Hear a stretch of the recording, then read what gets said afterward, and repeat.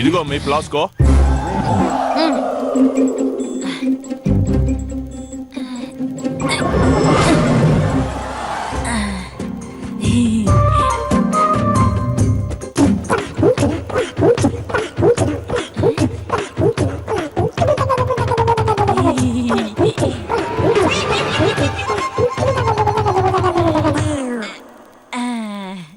అబ్బా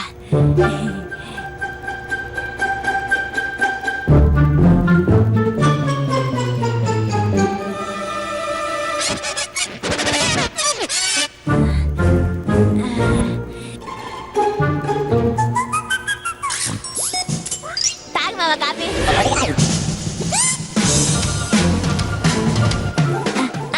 నేను తాగిస్తాను. వద్దు, నేను తాగుతానులే, నువ్వు. ఆహా, నేనే తాగిస్తాను. నేను తాగిస్తాను, తాగు మావా. వద్దు, వద్దు, నేను తాగుతానే. తీరాల్సిందే.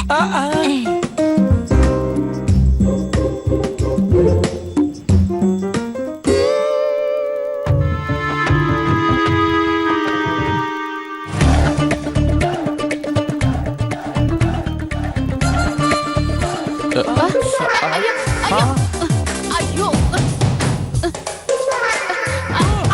అయ్యో అయ్యో, కాసేసిందే, అయ్యయ్యో. అయ్యయ్యో, భగవంతుడా.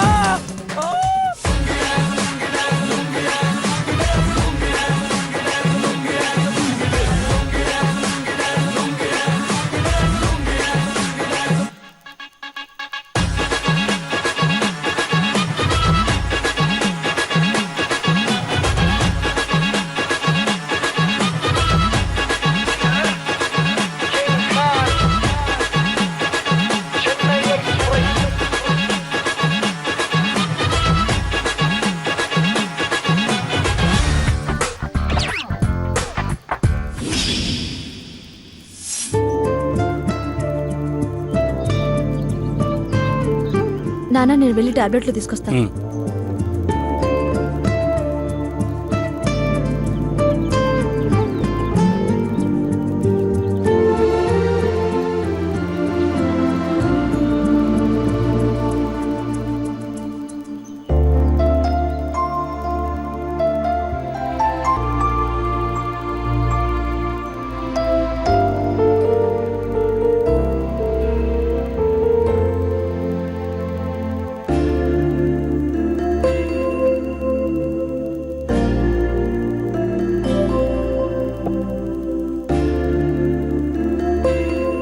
సరే, మీరు వెళ్ళి పడుకోండి నాన్న.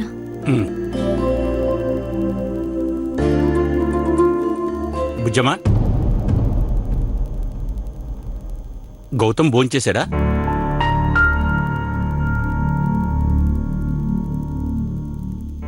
తెలీదు నాన్న.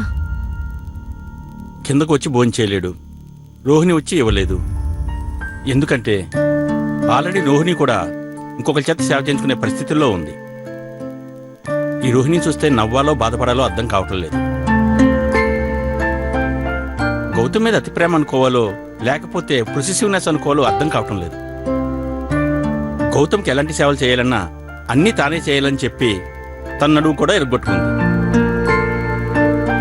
అనవసరంగా కర్ణ మల్లేశ్వర్లా ఎందుకు లేనిపోయిన బిల్డప్లు? మెట్ల మీద పడి నడువు ఎరగొట్టుకుంది. ఇప్పుడు చూడు, గౌతమ్ అవస్థపడుతున్నాడు, రోహిణి కూడా అవస్థపడుతుంది. సరే కానీ రోహిణి ఏమైనా తిందా? వాళ్ళ అమ్మ నాన్న ఉన్నారు కదా, చూసుకుంటారు నాన్న. కరెక్టే, వాళ్ళ అమ్మ నాన్న కూడా ఆ రోహిణి గురించే పట్టించుకుంటారు కానీ గౌతమ్ గురించి ఎంతసేపు పట్టించుకోరు. శారదా తులసిప్రసాద్ పెళ్లికని వెళ్ళారు. వాళ్ళక్కడ ఇందు భోజనం చేస్తారు. కానీ ఇక్కడ పస్తుండేది అల్లుడు ఒక్కడేగా. నువ్వు అల్లుడు భోజనం పెట్టుకుని తీసుకెళ్ళమ్మా. ఏంటమ్మా ఆలోచిస్తున్నావు? తీసుకెళ్ళు. ఎలాగో తినలేని పరిస్థితుల్లో ఉన్నాడు, ఎడం చేత్తో తినలేడు. స్పూన్ పెట్టి తీసుకెళ్ళమ్మా.